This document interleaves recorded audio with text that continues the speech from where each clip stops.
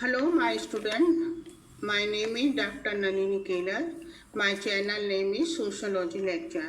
आज मैंने आप लोगों के लिए जो विषय चुना है वो है वर्तमान परिवेश में गांधी विचारधारा का महत्व। इसको मैं आप लोगों को 4 पॉइंट में समझाऊंगी।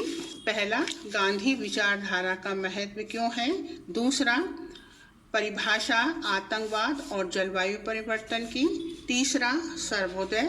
और चौथा, गांधी विचारधारा में संपूर्ण विश्व समाया हुआ है। स्टार्ट। गांधी जी की हत्या, जैसा कि हम सब जानते हैं, 30 जनवरी 1948 को हुई थी। किंतु इतने अंतरकाल के बाद भी आज तक गांधी जी की लोकप्रियता भारत में ही नहीं वरन संपूर्ण विश्व में ही बढ़ती जा रही है। इसका कारण उनके विचार, आदर्श तथा सिद्धांत हैं जिन्होंने उन्हें आज तक जिंदा रखा है। गांधी जी के विचार क्रियात्मक रूप से जितने उस समय प्रासंगिक थे उतने ही 21वीं सदी में भी प्रासंगिक हैं। इसका उदाहरण हम इस तरह समझ सकते हैं कि यूनाइटेड नेशन की तत्कालीन सभा में कहा गया कि दुनिया के सामने वर्तमान में मुख्य रूप से 2 महत्वपूर्ण समस्याएं मुंह बाएं खड़ी हैं, जिस पर समस्त विश्व के विद्वानों को चिंतन करना अनिवार्य है। जो है पहला, आतंकवाद जो मानव से संबंधित है, और दूसरा है जलवायु परिवर्तन, क्लाइमेट चेंज, संपूर्ण विश्व से संबंधित है। अब हम देखेंगे आतंकवाद क्या है। आतंकवाद एक प्रकार की हिंसात्मक गतिविधि है। अगर कोई संगठन या व्यक्ति अपने आर्थिक, राजनीतिक एवं विचारात्मक लक्ष्यों की पूर्ति के लिए देश या देश के नागरिकों की सुरक्षा को निशाना बनाए तो उसे आतंकवाद कहते हैं। आतंकवाद एक सोची समझी चाल होती है जिसका उद्देश्य जैसे राजनीतिक, आर्थिक बंदियों की रिहाई कराना, फिरौती वसूलना या धार्मिक उन्माद फैलाना होता है।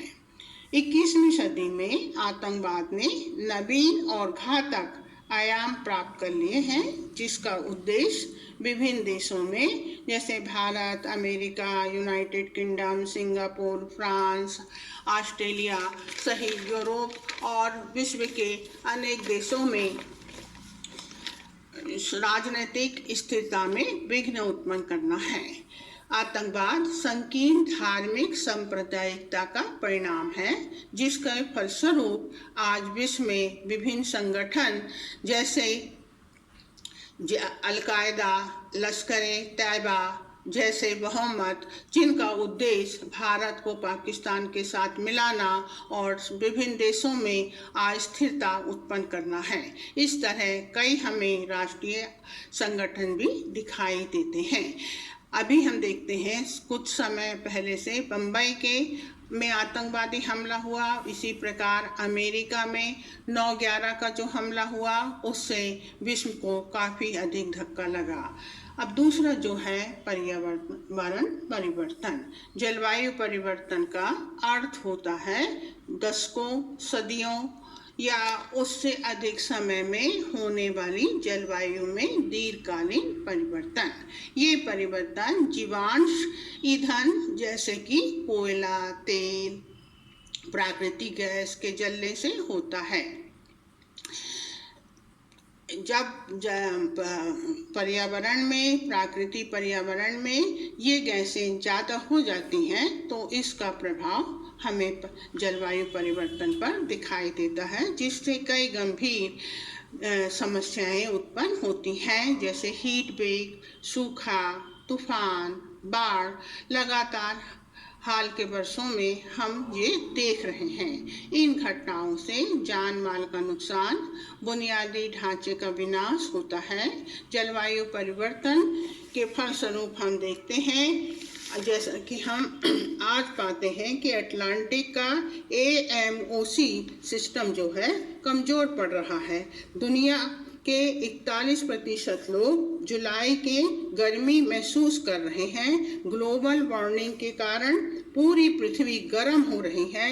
यूरोप में अधिक गर्मी पड़ रही है, समुद्र का पानी ज़्यादा खारा हो रहा है, जिससे तापमान समान मात्रा में पूरी पृथ्वी पर नहीं फैल पा रहा है। यही कारण है कि यूरोप, दक्षिण पश्चिमी अमेरिका, चीन, मध्य पूर्व के देश ज़्यादा गर्मी महसूस कर रहे हैं। इसी प्रकार से हम देखते हैं कि इसका प्रभाव केवल मनुष्यों पर ही नहीं पड़ता, बल्कि इसका प्रभाव हमें कई दिशाओं में दिखाई देता है, जिससे कि खाद्य सामग्री में गुणवत्ता जो है कमी आती है। गेहूं की जो फसल होती है वो एक निश्चित तापमान में अच्छी फलती फूलती है, किंतु यदि अधिक तापमान उसको मिल जाए तो उसमें हम देखते हैं गेहूं की फसल खराब हो जाती है, जिसका परिणाम किसानों पर पड़ता है, वो आत्महत्या करते हैं। इसी प्रकार से स्वास्थ्य पर भी इसका बुरा प्रभाव पड़ता है। कई प्रकार की बीमारियां इससे फैलती हैं, जिससे कि मानव जीवन जो है वो संकट में हो जाता है। इसी तरीके से पशु पक्षी जो हैं उनके ऊपर भी इसका प्रभाव पड़ता है। आज हम देखते हैं गौरैया बहुत कम हो गई हैं, गिद्ध जो हैं वो बहुत कम दिखाई देते हैं, भारत में चीतों की संख्या खत्म हो गई है। तो ये जो सारे परिणाम हैं, ये सब परिणाम हमें जलवायु परिवर्तन के कारण ही दिखाई देते हैं। तो 21वीं सदी का दिखाई देते हैं। इस प्रकार से हम देखते हैं कि गांधी जी का मानना था कि हमारी पृथ्वी सभी जीवों की आवश्यकताओं की पूर्ति तो बखूबी कर सकती है, लेकिन लालच और हवस की पूर्ति कतई नहीं कर सकती है। उन्होंने बताया कि पृथ्वी, वायु, जल, भूमि हमारे पूर्वजों की प्राप्त संपत्ति नहीं है, वे हमारे बच्चों की धरोहर है। गांधी जी के द्वारा कहे गए वाक्यांश पर्यावरण के प्रति चिंता को आज 21वीं सदी में स्पष्ट दिखाई दे रहे हैं।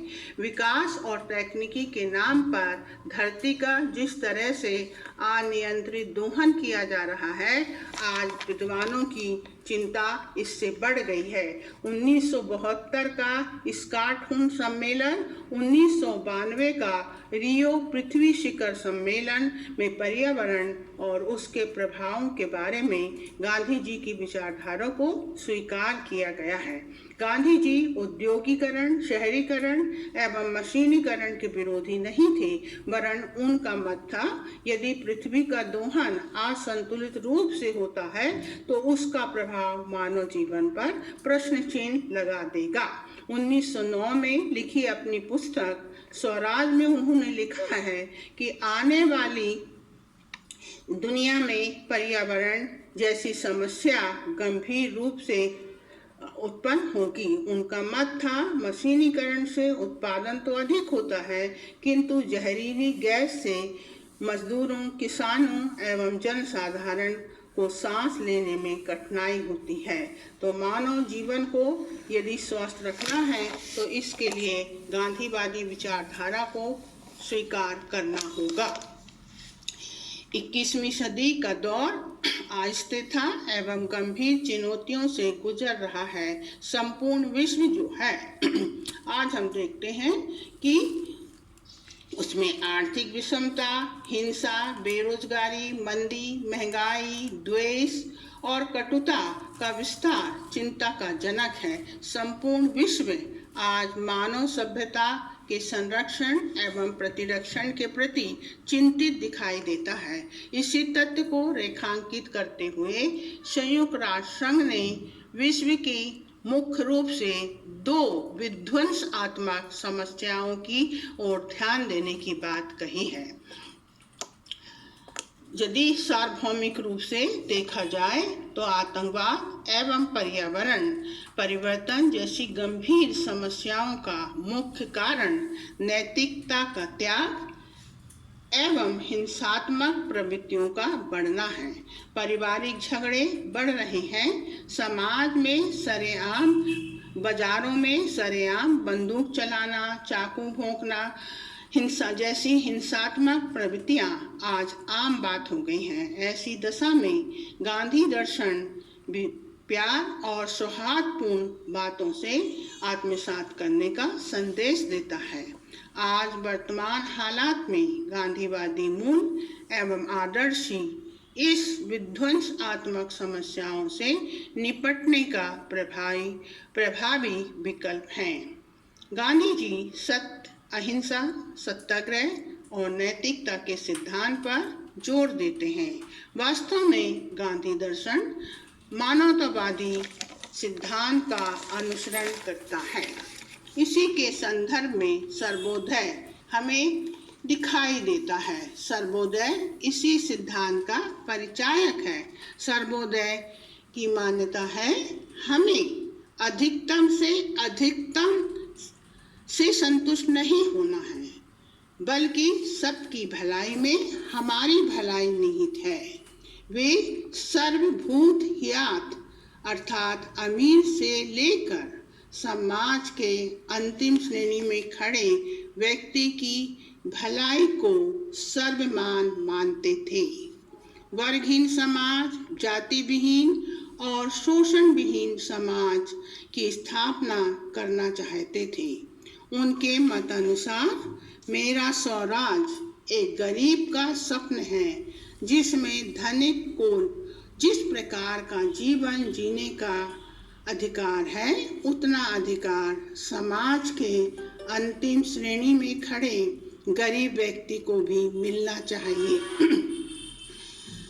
गांधी जी के विचारों के अनुसार नैतिक दर्शन ही मानवता को सुरक्षित रख सकता है, जिसका रास्ता धर्म और अहिंसा से आरंभ होता है। उनके जीवन की विशेषता थी कि वे व्यवहारिक आदर्शवाद को स्वीकार करते थे। प्रेम और पारदर्शिता को जीवन में ग्रहण करते थे। उनके समक्ष जो परिस्थिति उत्पन्न होती थी, उसका समाधान करने के लिए उपदेशों का सहारा नहीं लेते थे, वरन अपनी अंतरात्मा की आवाज पर परिस्थिति में जैसा सत्य भाव हुआ उसको व्यवहार में लागू करते थे। इसलिए उन्होंने अपने को मार्क्स हीगल की तरह दार्शनिक स्वीकार नहीं किया, बल्कि उनकी विचारधारा व्यवहारिक आदर्शवाद की थी, जिसका उद्देश्य सत्य और अहिंसा के सिद्धांत के अनुसार व्यक्ति और समाज को एक साथ बदलना था।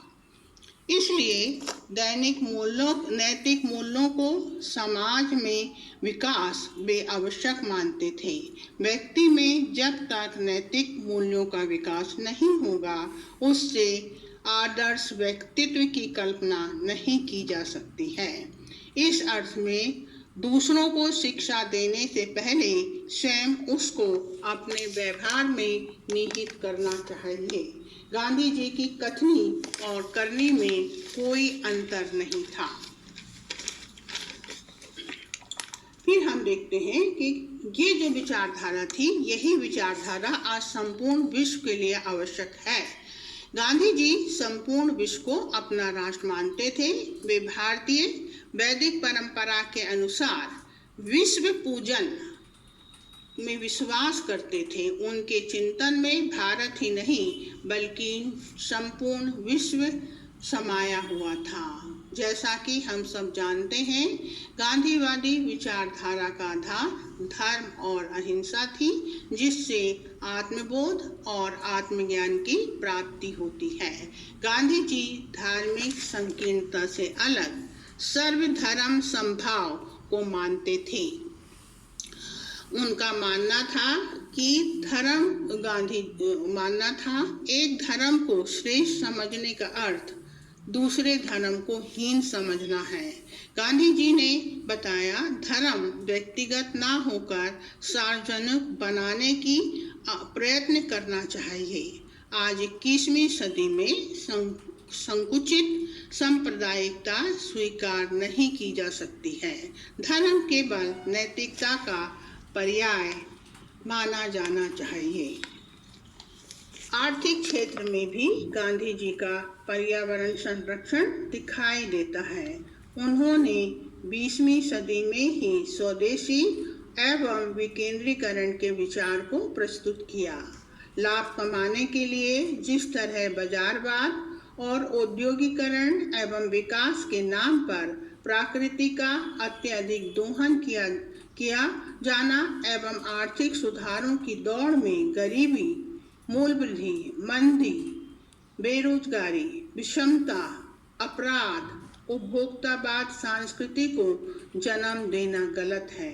ऐसी गंभीर समस्याओं से मुक्त होने का एकमात्र साधन है केवल गांधीवादी विचारधारा के दिशा निर्देशन का पालन करना, जिसमें न्याय का दर्शन छिपा हुआ है। सामाजिक न्याय में ऐसा दर्शन है जिसमें व्यक्ति की चेतना अत्यधिक सामाजिक जीवन की ओर अग्रसर हो जाती है। 21वीं सदी की मुख्य आवश्यकता न्याय मुक्त, शोषण विहीन, भेद रहित, लोकतांत्रिक समाज की स्थापना करना है। गांधीवादी सामाजिक न्याय का सिद्धांत इस सांप्रदायिक बुराइयों को, सामाजिक बुराइयों को दूर करने का एकमात्र रास्ता है। अब यदि आपको मेरा वीडियो अच्छा लगा है तो आप उसको लाइक कीजिए, शेयर कीजिए और सब्सक्राइब कीजिए, बेल आइकन को दबा दीजिए ताकि मेरा दूसरा वीडियो की आपको जानकारी हो सके। गूगल ड्राइव में मैं नोट डाल दूंगी जिसका लिंक आपको मिल जाएगा।